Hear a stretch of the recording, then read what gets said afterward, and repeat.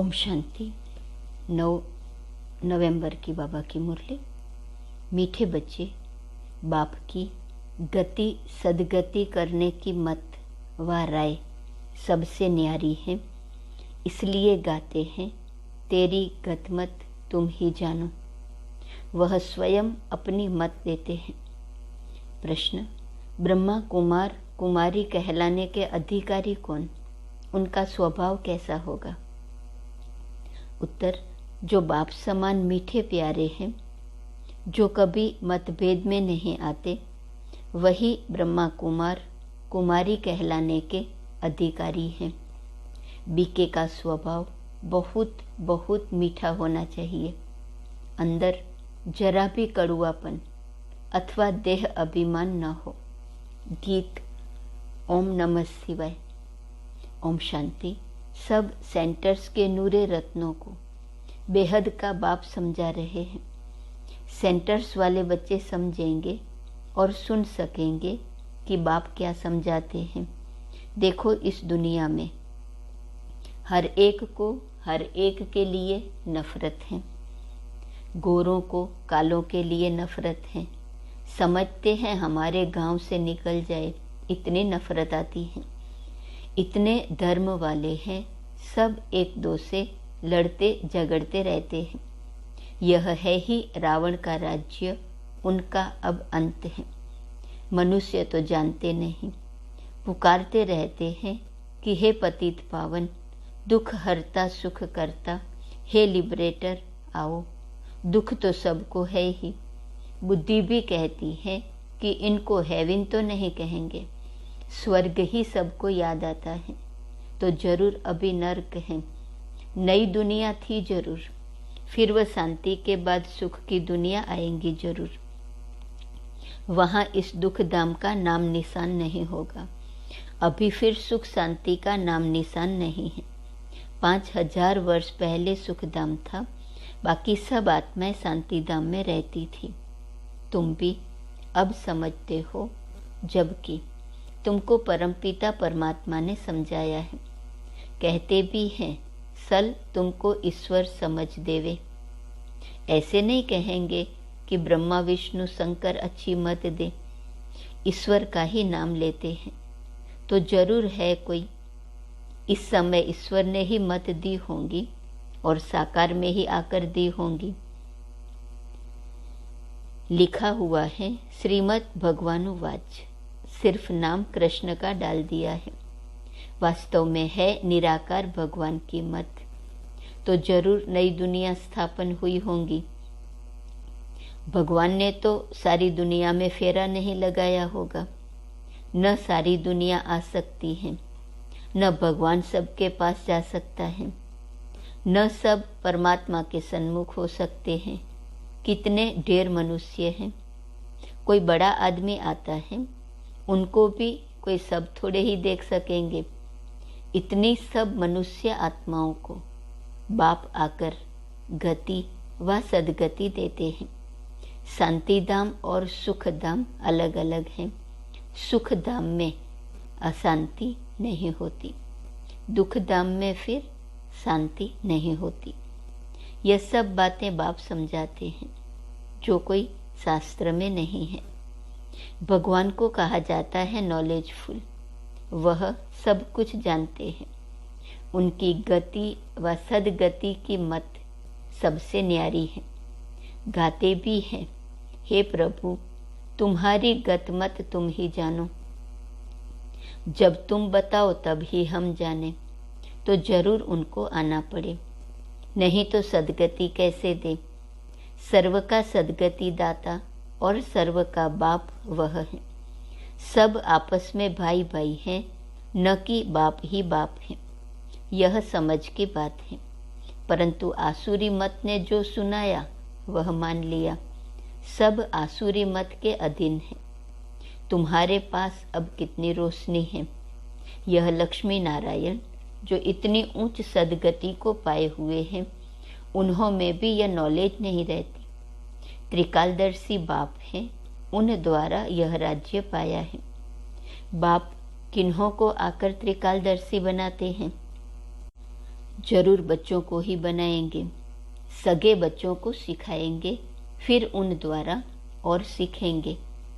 बाप का बच्चा ब्रह्मा, ब्रह्मा के बच्चे तुम ब्राह्मण। विष्णु व शंकर के बच्चे नहीं कहा जाता। गायन है प्रजापिता ब्रह्मा, तो यह ब्रह्मा भी पिता, शिव भी पिता, दोनों बाप ठहरे। जरूर ब्रह्मा द्वारा ही सृष्टि रचेंगे। गायन भी है ब्रह्मा द्वारा ब्राह्मणों की स्थापना। अनेक धर्म मनुष्यों के हैं, तो एक धर्म भी मनुष्यों का था। मनुष्यों की बात है, जानवरों की तो हो न सके। बाबा ने समझाया है, पहला प्रश्न पूछो कि पतित पावन कौन, परमपिता परमात्मा या गंगा जल। एक फैसला करो, फिर इतने मेले आदि पर जो भटकते हैं उनसे छूट जाएंगे। कहते हैं पतित पावन, तो बुद्धि ऊपर जाती है। पतित पावनी गंगा कहने से फिर बुद्धि पानी की तरफ चली जाती है। ज्ञान अमृत नाम सुना है तो गंगा जल को अमृत समझते हैं। तो सबसे मुख्य प्रश्न यह है। बाबा युक्तियां बहुत बताते हैं, परंतु किसको याद भी पड़े। बच्चे लिखते हैं बहुत प्रभावित हुआ, परंतु बुद्धि में बैठा कुछ भी नहीं। सिर्फ इतना समझते हैं ब्रह्मा कुमारियां अच्छा रास्ता बताती हैं, घर गए खलास। इसलिए प्रदर्शनी में जब आते हैं तो एक एक बात पर अच्छी तरह समझाकर लिखाना चाहिए। सैकड़ों आते हैं, कोई की बुद्धि में एक बात भी नहीं ठहरती। बाबा के पास ऐसा समाचार नहीं आता है कि इन इन मुख्य बातों पर भाषण किया। यह स्कूल है, टीचर पूछता है तो स्टूडेंट को जवाब देना पड़ता है। तुम टीचर होकर पूछेंगे तो जवाब देंगे। बच्चे बहुत खुश होते हैं। तुम बच्चे उतरती कला और चढ़ती कला पर समझाते हो। कोई मुक्ति में गए, कोई जीवन मुक्ति में गए, सबका भला हो गया, सबकी चढ़ती कला हो गई। अब फिर उन सतो प्रधान सतयुग वालों को तमो प्रधान में नीचे जरूर आना है। तो यह भी दिखाना पड़े कि द्वापर से उतरती कला होती है। चढ़ती कला उतरती कला का भी स्लाइड है, परंतु बच्चे समझाते नहीं। हर एक बात पूछना चाहिए। यह पढ़ाई है, टीचर होकर बैठना चाहिए। बाकी भाषण किया, स्टेज सेक्रेटरी बना, यह तो कॉमन है। यहाँ तो हर एक बात पूछनी है। सर्व का सदगति दाता पतित पावन बाप एक है, वह सर्वव्यापी है। अगर सर्वव्यापी है तो फिर बाप कैसे ठहरा? बताओ। पतित पावन ज्ञान का सागर गीता का भगवान है या श्री कृष्ण? भगवान किसको कहेंगे? जरूर निराकार को कहेंगे। इस हिसाब से गीता खंडन हो गई। गीता माई बाप तो सब शास्त्र खंडन हो गए। तुम सिद्ध कर बताओ कि सारी दुनिया झूठी है, सब पत्थर बुद्धि है। पारस बुद्धि होते ही है सतयुग में। पत्थर बुद्धि है तब तो बाबा आकर पारस बुद्धि बनाते हैं। जो पारस बुद्धि थे वही आकर पत्थर बुद्धि बने हैं। जबकि सृष्टि का भी अंत है। बीच के टाइम में हम कह नहीं सकते कि तुच्छ बुद्धि व तमो प्रधान है। पिछाड़ी में सब तमो प्रधान बनते हैं। क्रिश्चियन धर्म आया तो ऐसे नहीं कहेंगे कि तमोगुणी थे, नहीं, उनको भी सतो रजो तमो से पास करना है। इस समय सारा झाड़ जड़ जड़ीभूत है, इनका विनाश होना है। इस पर अच्छी रीति भाषण करना है। ऐसे नहीं जो आए सो बोल दिया। बड़े अक्षरों में यह पहली लगा दो जो सब पढ़े कि गीता का भगवान पुनर्जन्म रहित ज्ञान सागर परमपिता परमात्मा या श्री कृष्ण भगवान ने ही गीता रची और पतितों को पावन बनाया। याद भी उनको करते हैं। अब कृष्ण की आत्मा भी पावन बन रही है, इस बात को उठाते नहीं हैं। 5 विकारों के डायलॉग बहुत करते हैं। विहंग मार्ग की सर्विस करनी चाहिए। अपने को अक्लमंद बहुत समझते हैं, परंतु ख्याल करना चाहिए कि अक्लमंद कैसे हो सकते हैं। अभी तो कच्चे हैं। हर एक मर्चेंट, हर एक धर्म वालों को तुम्हें अलग अलग निमंत्रण देना है। रामकृष्ण वालों का बड़ा मठ है, हरिजन की भी एसोसिएशन है। उनके जो मुख्य हैं सबको निमंत्रण देकर बुलाना चाहिए। ऐसे काम करने वाले कोई हो जो इसमें लगे रहे। आपस में राय करनी चाहिए। बाप श्रीमत देते हैं, मुख्य प्रोब की बात उठानी है। तुम माताओं को अच्छी तरह ललकार करनी चाहिए, कमजोर नहीं बनना चाहिए। लेकिन कई ब्राह्मणों की भी आपस में नहीं बनती हैं। मतभेद के कारण आपस में बात भी नहीं करते हैं। दे अभिमान बहुत है। राम राज्य में जाने के लिए तो लायक बनना पड़े न। यह है ईश्वरीय राज्य। इसमें आसुरी स्वभाव वाले रह न सके। उनको बीके कहलाने का भी हक नहीं है। बाप कितना मीठा प्यारा है तो बाप समान बनना चाहिए।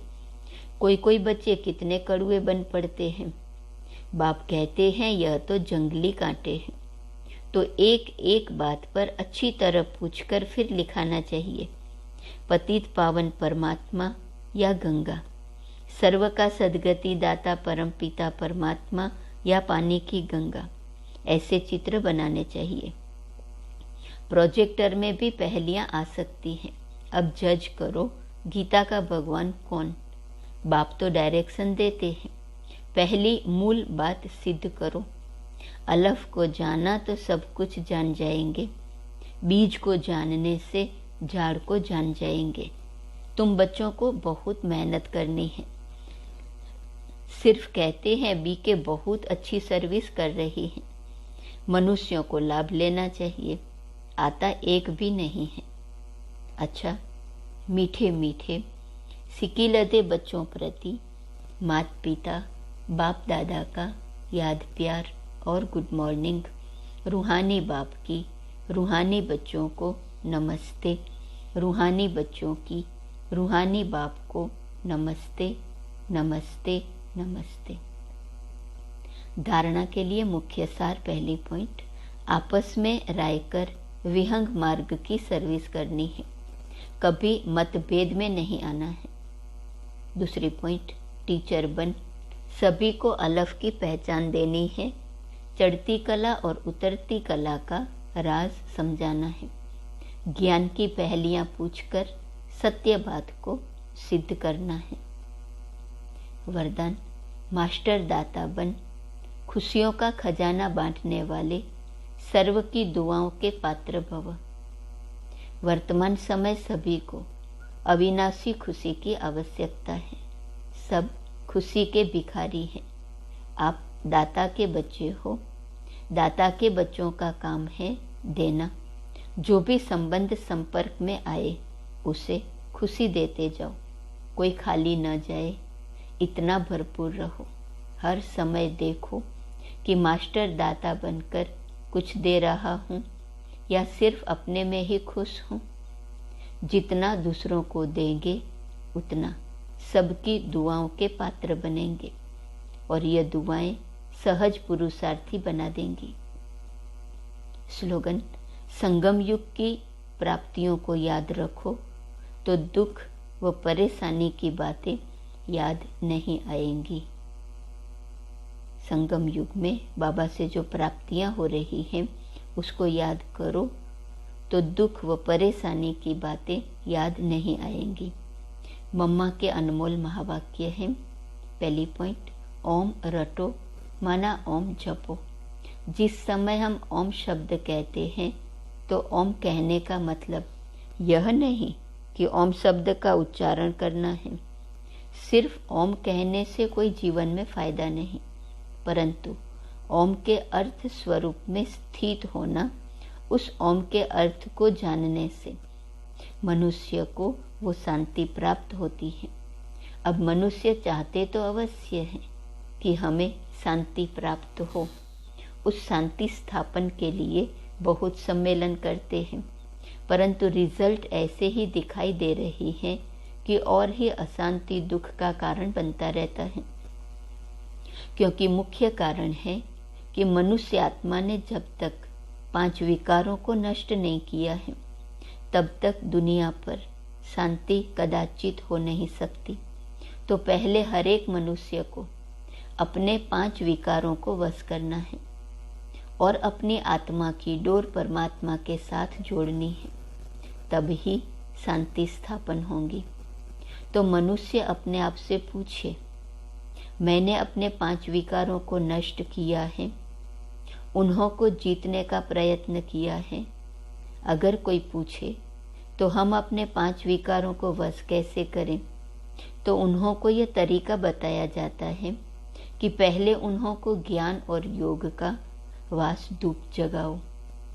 और साथ में परमपिता परमात्मा के महावाक्य हैं, मेरे साथ बुद्धि योग लगाए, मेरे बल को लेकर मुझ सर्वशक्तिवान प्रभु को याद करने से विकार हटते रहेंगे।